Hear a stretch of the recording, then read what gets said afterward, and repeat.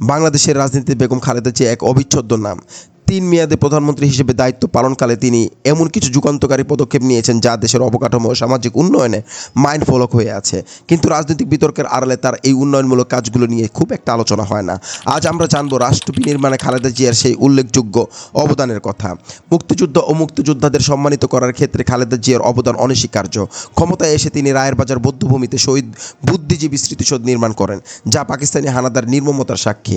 2001 সালে সরকার গঠন করে তিনি মুক্তিযোদ্ধাদের কল্যাণে সরাসরি কাজ করার জন্য স্বতন্ত্র মুক্তিযোদ্ধা বিষয়ক মন্ত্রণালয় প্রতিষ্ঠা করেন। তার নির্দেশে বীর প্রতীক তারামন বিপিকে খুঁজে বের করে রাষ্ট্রীয় স্বীকৃত সম্মাননা বুঝিয়ে দেওয়া হয়। এমনকি পাকিস্তানের মাটিতে অযত্নে পড়ে থাকা বীরশ্রেষ্ঠ মতিউর রহমানের দেহাবশেষ দেশে ফিরিয়ে এনে যথার্থ মর্যাদায় দাফন করার ব্যবস্থা করেছিলেন বেগম খালেদা জিয়া। শিক্ষা খাতে তার অবদান ছিল অনস্বীকার্য। মেয়েদের জন্য 10ম শ্রেণী পর্যন্ত অবৈতনিক শিক্ষা ও উপবৃত্তি চালক তার সরকারের অন্যতম সেরা সাফল্য। এছাড়া বাধ্যতামূলক প্রাথমিক শিক্ষা আইন পাস, জাতীয় বিশ্ববিদ্যালয় উন্মুক্ত বিশ্ববিদ্যালয় প্রতিষ্ঠা তার আমলেই হয়। বেসরকারি বিশ্ববিদ্যালয়ের প্রতিষ্ঠা অনুমোদন দিয়ে উচ্চশিক্ষা ধারা উন্মোচন করেছিলেন তিনি।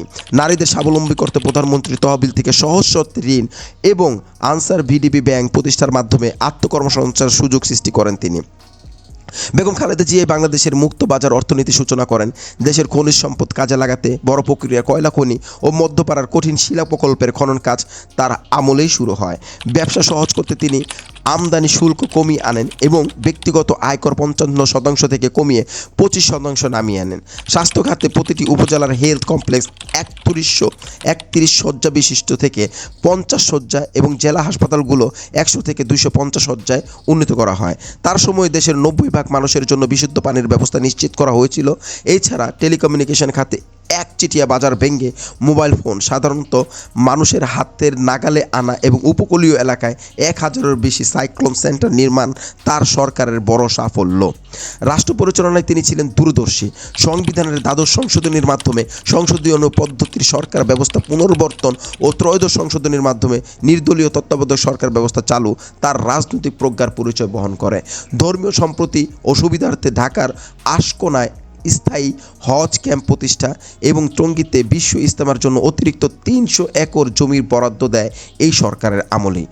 এছাড়াও অসংখ্য মসজিদ, মন্দির ও উপাসনালয় নির্মাণের সরকারি অনুমোদন প্রদান করা হয়। শুধুমাত্র রাজনৈতিক পরিচয় না, একজন প্রশাসক হিসেবেও খালেদা জিয়ার নেওয়া এই সিদ্ধান্তগুলো বাংলাদেশের উন্নয়নের ভিত্তি মজবুত করেছে। পরবর্তী ভিডিওতে আবার দেখা হবে।